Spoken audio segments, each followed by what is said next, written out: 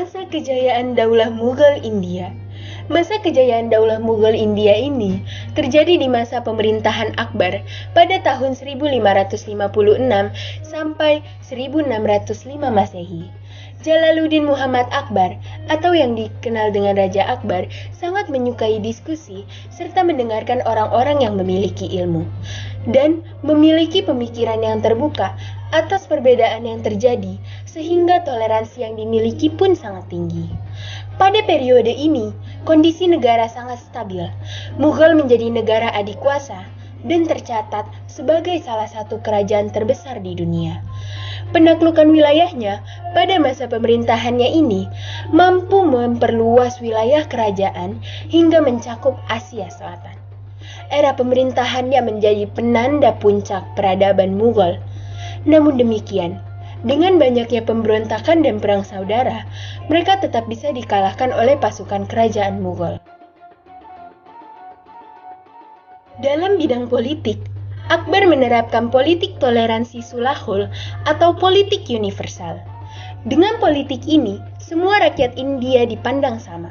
Mereka tidak dibedakan karena perbedaan etnis dan agama. Politik ini dinilai sebagai model toleransi yang pernah dipraktekkan oleh penguasa Islam. Pada masa Akbar, terbentuk landasan institusional dan geografis bagi kekuatan imperiumnya yang dijalankan oleh elit militer dan politik yang pada umumnya terdiri dari pembesar-pembesar Afgan, Iran, Turki, dan Muslim asli India. Dalam bidang ekonomi pada masa ini, Mughal telah mengekspor kain ke Eropa. Kontribusi Mughal dalam bidang ekonomi adalah memajukan pertanian. Hasil pertanian itu diekspor ke Eropa, Arabia, Afrika, dan Asia Tenggara bersamaan dengan hasil kerajinan, seperti pakaian tenun dan kain tipis bahan gordin, yang banyak diproduksi di Gujarat dan Bangla. Pada masa Akbar juga konsesi perdagangan diberikan kepada The British East India Company atau EIC, yaitu perusahaan Inggris India Timur, untuk menjalankan usaha perdagangan di India sejak tahun 1600 Masehi. Mereka mengekspor katun dan busa sutra India, bahan baku sutra, sendawa, nilai dan rempah, dan mengimpor perak dan jenis logam lainnya dalam jumlah yang besar. Di bidang sastra pada masa ini juga banyak karya sastra yang bermunculan.